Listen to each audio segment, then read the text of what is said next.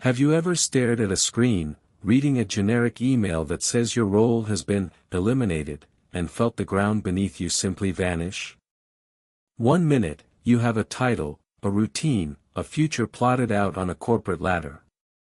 The next minute, your access is revoked, your Slack is dark, and you are standing alone in the silence of your living room. It feels like a betrayal. You gave them your time, your loyalty, your stress. You sought meaning in the company mission. You looked for security in the contract. But the market, just like the universe Camus described, remained silent. It didn't care about your mortgage. It didn't care about your late nights. This moment, the layoff, is perhaps the most visceral experience of the absurd in modern life. We spend our lives pushing the rock up the corporate mountain. We believe that if we just push hard enough, if we get that promotion, if we hit that deadline, the rock will finally stay at the top and we will be safe. But then, the market shifts, a merger happens, or an algorithm changes, and the rock rolls all the way back down to the bottom. Most people crumble here. They fall into despair because they believe the lie that the rock was supposed to stay at the top. But the absurdist looks at the layoff and sees something else. He sees the truth. He realizes that the security was always an illusion. The job was never a permanent identity, it was just a temporary role. And while this realization is terrifying, it is also the beginning of true power. So, how do we cope? How do we look at a termination letter and find the happy Sisyphus within it? The first step is revolt. When the company strips away your title, society tells you that you have lost your value. Revolt is looking that narrative in the face and saying, no. The company rented your skills, they did not own your soul. The layoff hurts your ego, but it cannot touch your consciousness. Remember Camus' idea, the universe has no meaning, so you are free. A layoff is a brutal, forceful return to freedom. Suddenly, the golden handcuffs are gone. The expectations of your boss are gone. The crushing weight of pretending to care about quarterly targets is gone. You are standing at the bottom of the mountain, yes. But for the first time in years, you are not crushed under the rock. You are standing next to it. You are free to choose which rock you want to push next. This is where we pivot from coping to conquering. This is where absurdism becomes a strategy for wealth. You might ask, how can a philosophy about meaninglessness help me get rich? The answer lies in the archetype of the player, or the actor. Most people struggle to generate wealth because they are terrified. They are terrified of failing, terrified of judgment, terrified of losing what little they have. They treat the economy like a god they must appease. They play small because they think the game is serious.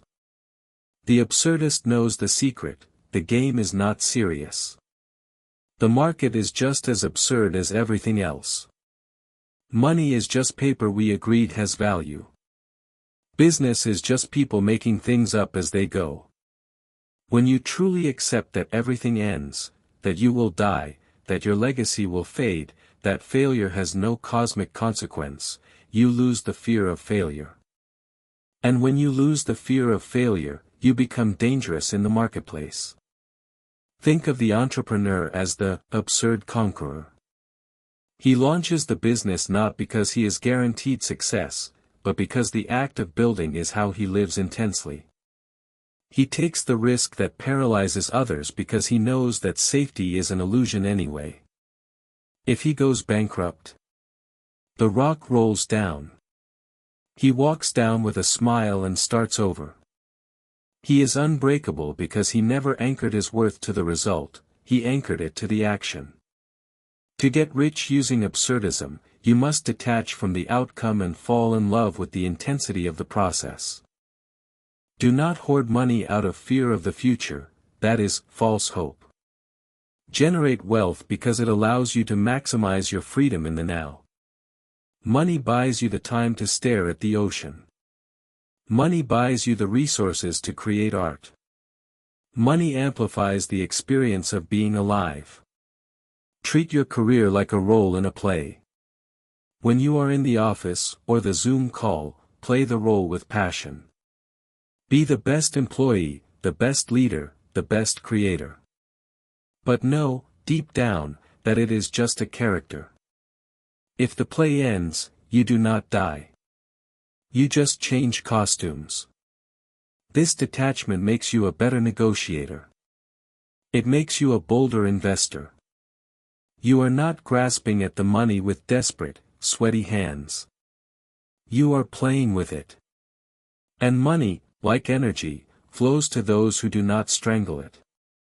So, you have been laid off. The rock is at the bottom of the hill. You have two choices. You can sit there and cry about the unfairness of gravity.